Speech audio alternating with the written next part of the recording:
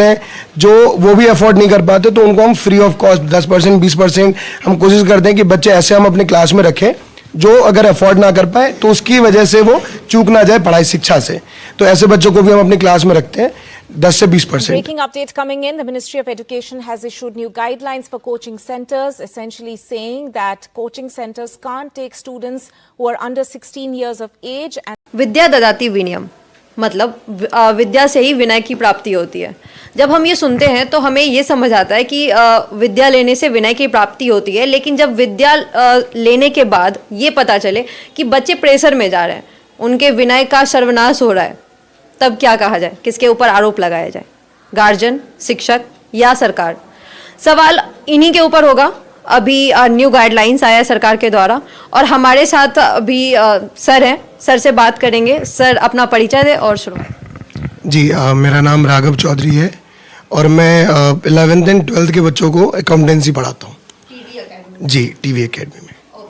तो सर अभी जैसा कि आपको पता है नया गाइडलाइंस आया है सरकार के द्वारा. सरकार ने ये कहा है कि 16 साल से कम के बच्चों को आप नहीं पढ़ा सकते हैं कोचिंग में, ऐसे मेंटल प्रेशर ये सब. तो आप कैसे देखते हैं, क्योंकि कहीं ना कहीं ये माना जाता है कि बच्चे का जो बेस होता है वो 6 to 10 में मतलब तैयार होता है. अगर बेस ही खराब है तो फिर आगे दिक्कत होगी. इसके लिए बच्चे बेस सही करने के लिए स्कूल जाते हैं, वहाँ नहीं होता है तो इंस्टीट्यूट जाते हैं. तो क्या कैसे देखते हैं इस पूरे मामले को? मैम देखिए, हमें ये समझना होगा कि ट्यूशन और कोचिंग में अंतर होता है. जी ट्यूशन जो होता है वो बेसिकली नियर बाय जो आसपास के बच्चे होते हैं उनको आप 2 4 5 10 बच्चों को आप बिठा करके समझाते हैं और जो उनके स्कूल के कामकाज में जो दिक्कत होती है, यानी कि जो उनकी पाठ्यक्रम शैली में जो दिक्कत होती है, कमी होती है या बेस में कमजोरी होती है, उसके ऊपर आप काम करते हैं सो दैट कि जो बच्चे हैं वो उसको ओवरकम कर सके और अपने एकेडमी में बेहतर परफॉर्म कर सके. हाँ जरूर ये सोसाइटी का आज के टाइम पे काफ़ी प्रेशर पड़ रहा है बच्चों के ऊपर कि जैसे हर पेरेंट्स चाहता है कि उनका बच्चा बाकियों से बेहतर हो, और इस चक्कर में हो क्या रहा है कि वो 6ठी 7वीं 8वीं में ही बच्चों को IITians बनाना चाह रहे हैं, वो उनको डॉक्टर बनाना चाह रहे हैं, तो वो 6ठी 7वीं 8वीं में ऐसी कोचिंग क्लासेस में डाल देते हैं जहाँ पे बच्चा 12वीं का और वो 12वीं के बाहर का जो नीट और IITs लेवल का जो प्रेशर है उसको बिल्डअप होता है, जिसकी वजह से वो बच्चा ना अपने बचपन को भूल करके और वो उस सिनेरियो में या उस स्ट्रेस में चला जाता है जिसमें उस टाइम पे उसको रहना नहीं चाहिए.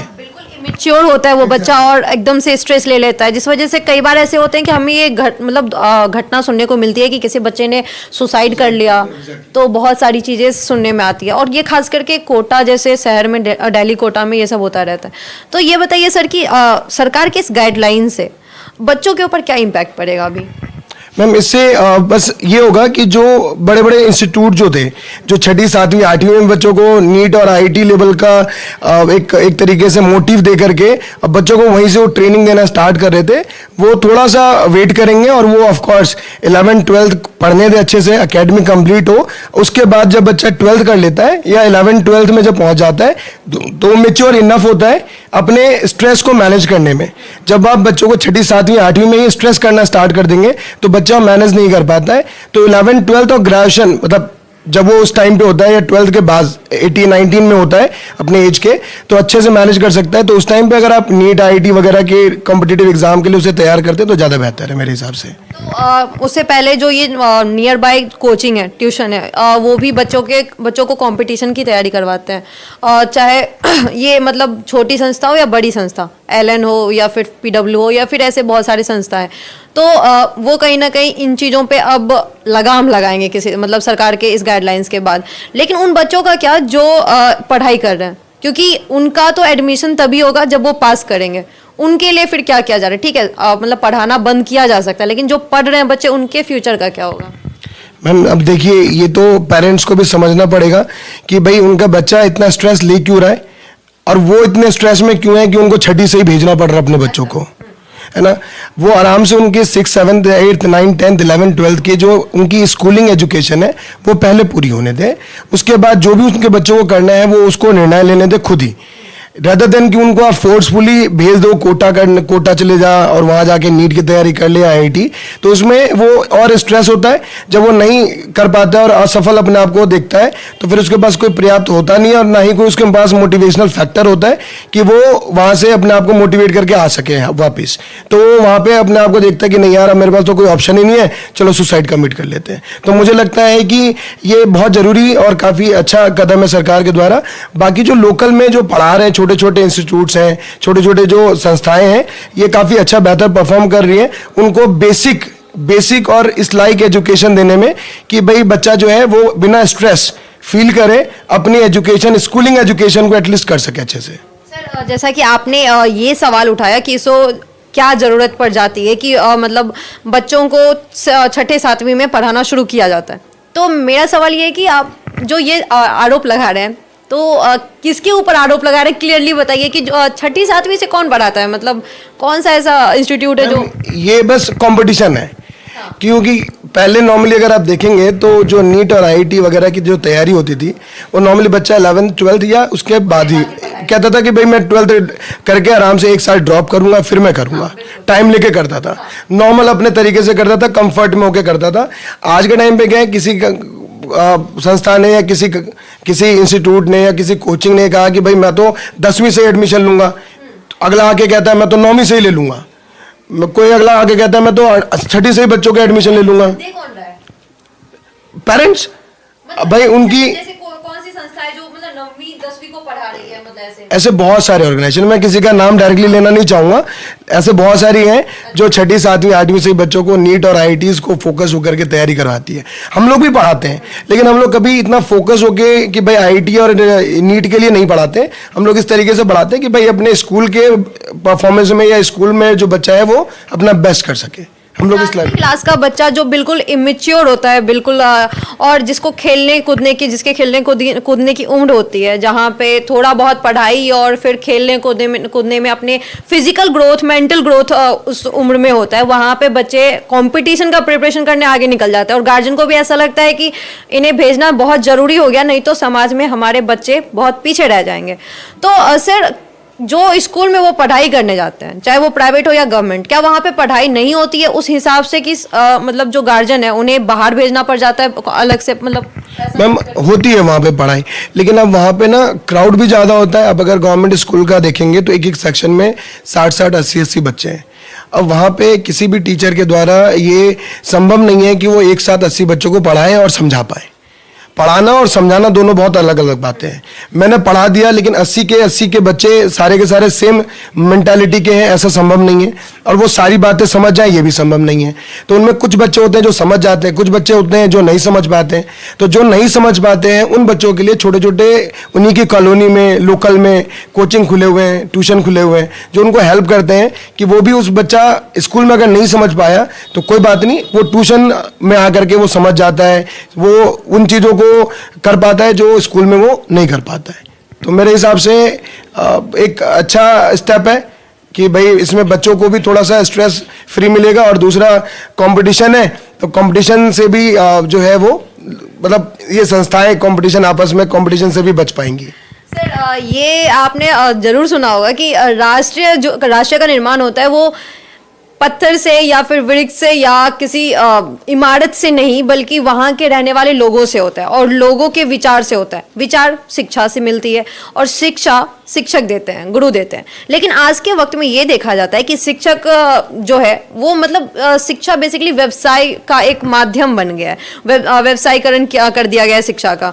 तो इस पे क्या कहेंगे, क्योंकि अब शिक्षा वही प्राप्त कर पाता है जिसके पास जो उस लायक है, जिसके पास जो वो अफोर्ड कर रहा है, जो जिसके पास पैसे हैं। जो निम्न परिवार के लोग हैं, बच्चे हैं, वो अफोर्ड नहीं कर पाते हैं। तो आपका क्या योगदान है समाज के प्रति, आप ये भी बताएं हमें, और इसको लेकर। जरूर मैम, हम लोग कोशिश करते हैं। पहले तो हमारे पास जो बच्चे आ रहे हैं वो सारे के सारे लोअर मिडिल क्लास या बहुत मतलब पुअर फैमिली बैकग्राउंड से आते हैं।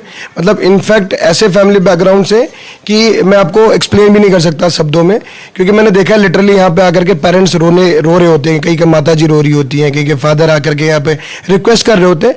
तो हम लोग बहुत मिनिमल फीस चार्ज करते हैं, 500-600 रुपये में पूरे महीने भर पढ़ाते हैं बच्चों को। ठीक है, मतलब पूरे महीना पढ़ाते हैं।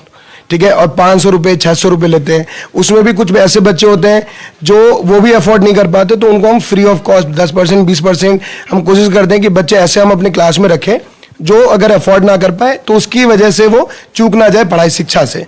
तो ऐसे बच्चों को भी हम अपनी क्लास में रखते हैं 10 से 20%। तो ये हमारा कंट्रीब्यूशन है। तो बड़े बड़े जो संस्था खुल गए हैं जो अब शिक्षा के नाम पे पता नहीं क्या ही बांट रहे हैं, इतने लाखों लाखों रुपए फी ले रहे हैं, उसके लिए क्या करेंगे?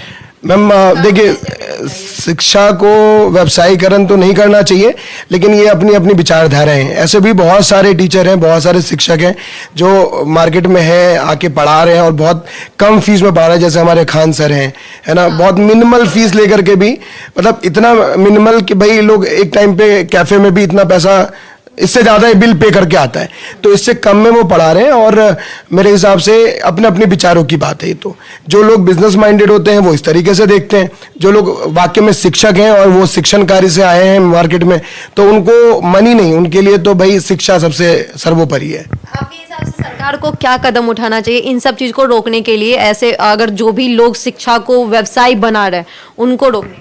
मैम सरकार अपने साइड से जो कदम उठाने चाहिए वो उठा लिया है, लेकिन मेरे को लगता नहीं कि सरकार से ये संभव हो पाएगा, क्योंकि ये तो हमारे अपने खुद के चॉइस की बात है। अगर कोई अफोर्डेबल है, कोई अफोर्ड कर सकता है 2 लाख देना तो जाते हैं, कोई नहीं कर सकता है तो उसके लिए ऑप्शन होना बहुत जरूरी है। अगर कोई 2 लाख दे सकता है और वो जा रहा है तो जाए, कोई दिक्कत नहीं है। लेकिन जो नहीं दे सकता है और अगर उसके लिए भी ऑप्शन है तो फिर प्रॉब्लम कहाँ है? तो मतलब आप ये कह रहे हैं कि अगर कोई 2 लाख दे रहा है तो वो उसकी मर्जी है देना? मर्जी है। मतलब पैसे देना भी मर्जी होता है या मजबूरी होता है पढ़ाई देना? मैम देखिए, जो मजबूरी वाले लोग हैं वो उनके पास ऑप्शन बहुत है। जैसे आप देखिए एसएससी, बैंकिंग सेक्टर, यूपीएससी में अगर जाना है आपने, तो जरूरी नहीं है ना कि आप ऐसी क्लास को ज्वाइन करें जहाँ 2 लाख 2.5 लाख रुपए लगता है। आप ऐसे भी तो वादे करते हैं कि अगर आप हमारे पास पढ़ेंगे तो आप टॉपर। नहीं मैम देखिए, वो तो बच्चे के कैलिबर के ऊपर है। बच्चा पढ़ता है, बच्चे से रिजल्ट आता है, ना कि संस्था के पढ़ाने से या टीचर के पढ़ाने से। गार्जियन उतने समझदार नहीं होते, बच्चे भी उस हिसाब से मेच्योर नहीं होते कि इन सब चीज़ों को समझ पाए। तो उस वक्त सरकार को ऐसा क्या कदम उठाना चाहिए? सर आप एक शिक्षक हैं तो उस हिसाब से बताइए आप। तो सरकार को मैम बस थोड़ा सा जो है वो एडवर्टाइजमेंट वगैरह को लेकर के सख्त गाइडलाइंस और कुछ शर्तें नियम और लागू करने चाहिए, जिससे कि जो फॉल्स रिप्रेजेंटेशन है और बाकी जो नेगेटिव मैसेज एक मासेस के बीच में जाता है या स्टूडेंट्स के बीच में जाता है। क्योंकि ऐसा भी सुनने में आता है कि कई बार रिजल्ट जैसे नीट का, आईआईटी का आता है तो वो भी कई बार परचेज कर लिए जाते हैं बड़े बड़े इंस्टीट्यूट्स के द्वारा। तो ऐसी जो संभावनाएं हैं इनको रोका जा सके और इसके लिए सख्त गाइडलाइंस की ज़रूरत है कि एडवर्टाइजमेंट जो है वो तरीके से किया जाए, ना कि किसी तरीके से फॉल्स रिप्रेजेंट करें। अभी हम लोग लक्ष्मी नगर में हैं और लक्ष्मी नगर दिल्ली के अंदर आता है। दिल्ली में केजरीवाल का सरकार है। केजरीवाल हमेशा यही दावा करती है कि वो कुछ करे या ना करे, शिक्षा, स्वास्थ्य, इन चीज़ों पे बुनियादी चीज़ें और इन पे काम बहुत ज़्यादा किए लोग। इन पे हर किसी को बात भी करना चाहिए।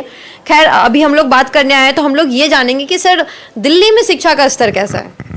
मैम पिछले 5 सालों में जो दिल्ली के अंदर रियल में अगर मैं बात करूँ बीइंग अ टीचर, क्योंकि मैं बहुत जुड़ा हुआ हूँ इस फील्ड से, तो सरकारी स्कूलों के हालात पहले से बहुत ख़राब है जी। जो शिक्षा का स्तर है वो दिन पे दिन कमज़ोर होता जा रहा है, गिरता जा रहा है, और बच्चों का जो स्टडी का जो स्टैंडर्ड है, जो लेवल है, वो भी कमज़ोर हुआ है। पहले नॉर्मली नो डाउट इंफ्रास्ट्रक्चर पे काफ़ी काम हुआ है पिछले 8-10 सालों में, लेकिन वहीं अगर क्वालिटी ऑफ एजुकेशन की मैं बात करूं और जो टीचर्स हैं उनकी अगर क्वालिटी की बात करूं तो ऑफ कोर्स वो काफ़ी कम हुए। क्योंकि मेरे को बहुत अच्छे से याद है, आज भी मेरे पास बहुत सारे गवर्नमेंट स्कूल के बच्चे आते हैं और वहाँ पे जो गवर्नमेंट के स्कूल के टीचर्स हैं मेनली, वो बिना अकाउंट्स, मतलब मेरे जैसे सब्जेक्ट अकाउंट्स, बिना बोर्ड पे खड़े हुए, बिना पेन, बिना चौक के वो सॉल्व कर देते हैं। अच्छा। हाँ, इमेजिन कर सकते हैं आप कि वो बिना बैठे बैठे कैसे सॉल्व कर देते हैं।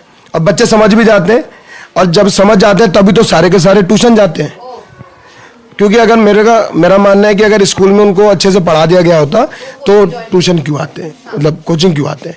तो हमने तो किसी को बुलाया नहीं घर जाके, बच्चे अपनी स्वेच्छा से आए, तो आए हैं तो उनको वहाँ समझ नहीं आया है, वहाँ उनके डाउट्स क्लियर नहीं हुए, तो हम पे आकर के वो अपने डाउट्स क्लियर करते हैं, बस यही है। तो सरकार जो है वो थोड़ा सा अपनी क्वालिटी ऑफ एजुकेशन इंफ्रास्ट्रक्चर के साथ साथ इस पे भी ध्यान दे, नए शिक्षक की भर्ती करे, अच्छे और टैलेंटेड शिक्षक को अपने पास रखें, जो मेहनती हो, जो फोकस्ड हो, डिटर्मिन्ड हो, पैशनेट हो अपने काम को लेकर के, तो आई एम श्योर हम लोग बेहतर कर पाएंगे। सर, जैसा कि अब आपने बताया कि अभी दिल्ली में इंफ्रास्ट्रक्चर लगातार बढ़ रहा है, अब उस पर बहुत ज़्यादा काम किया जा रहा है, लेकिन यहाँ पे पढ़ाई के ऊपर काम नहीं किया जा रहा, क्वालिटी ऑफ एजुकेशन का स्तर लगातार गिर रहा है। और ये बातें मुझे आपसे पता चली है। और यहाँ पे हमारे साथ एक और स्टूडेंट बैठा हुआ, जैसा कि आप देख सकते हैं, ये भी दिल्ली का रहने वाला है और इसने भी हमें यही बताया कि यहाँ पे मतलब बहुत सारा एजुकेशन की यहाँ पे बहुत सारी कमी है, सर ने भी बताया।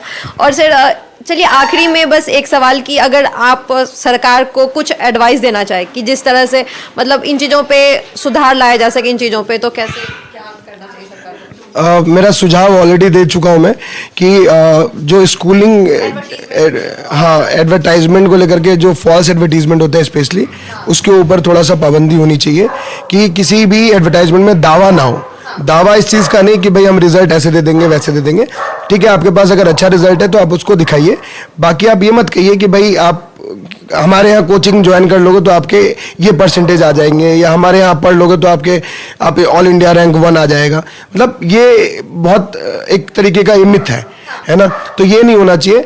बाकी सरकार को मेरा ये है कि भाई इंफ्रास्ट्रक्चर के साथ साथ जो क्वालिटी ऑफ एजुकेशन पे थोड़ा सा काम करे, नए शिक्षक जो नए टीचर्स आ रहे हैं या जो टैलेंटेड लोग हैं उनको आप रिक्रूट करें, उनकी वैकेंसी लाएं, क्योंकि जो प्रमोटेड टीचर्स होते हैं जो 9th-10th पढ़ा रहे होते हैं 11th-12th में आ जाते हैं, तो पहले तो उनको अपने सब्जेक्ट में प्रमोशन का एक तो पॉलिसी बनाएं, क्योंकि वो किसी भी सब्जेक्ट में इंटर करते हैं। क्योंकि बहुत सारे ऐसे मैं टीचरों को जानता हूं जो मतलब पढ़ा रहे थे मैथ्स, अब वो पढ़ा रहे हैं बिजनेस स्टडीज। 9th-10th में मैथ्स पढ़ा रहे थे, अब वो बिजनेस स्टडीज पढ़ा रहे हैं, या अब वो अकाउंट्स पढ़ा रहे हैं, तो कैसे पढ़ा सकते हैं? है ना, तो एक्सपर्टीज उनके किसी और सब्जेक्ट में, और अगर आप उन्हें कोई और सब्जेक्ट देंगे तो क्लास में जाकर के वो बच्चों के साथ टाइम पास करते हैं, वो पढ़ाते नहीं है। फिर वो उनकी गलती नहीं, वो पॉलिसी की गलती है, क्योंकि बच्चे को वो तभी पढ़ा पाएंगे जब अपने वो सब्जेक्ट्स में एक्सपर्ट होंगे। तो आप जो सब्जेक्ट एक्सपर्ट्स होते हैं आप उनको हायर करिए, रादर देन कि आप प्रमोटेड टीचर्स को प्रमोट करके दूसरे सब्जेक्ट में प्रमोट करते हैं। मुबारक हो सर। वैसे ये जो आपने पहला बताया एडवर्टीजमेंट को लेके, हालांकि सरकार ने इसके ऊपर न्यू गाइडलाइंस के हिसाब से इस पे पाबंदी कहीं ना कहीं लगाई है, और ऐसे ह्यूमर फैलाने वाले टीचर्स और संस्थान पे 1 लाख रुपए का जुर्माना भी है। और सर आपसे बात करके बहुत अच्छा लगा। अंत में बस इतना ही कहना चाहूंगी कि 10 साल से बीजेपी की सरकार है, और जैसा कि आपने बताया आप दिल्ली में हो, तो यहाँ पे लगातार शिक्षा का स्तर घटता ही जा रहा है, कम ही हो रहा है। तो व्यूअर से बस इतना ही रिक्वेस्ट है कि अगर आप इस वीडियो को देख रहे हैं तो शिक्षा पे आज के टाइम में बात बहुत लोग बहुत कम करने लगे हैं। इसके ऊपर बात कीजिए, ज़्यादा से ज़्यादा लोगों से पूछिए, स्कूल जाइए, उन्हें शिक्षक जो है उनसे बात कीजिए और उन्हें बताइए कि अगर वो नहीं पढ़ा रहे हैं तो कंप्लेन कीजिए उनके खिलाफ। चुप रहने से कुछ नहीं होता है, बात करने से ही बात बनती है। वीडियो देखने के लिए धन्यवाद।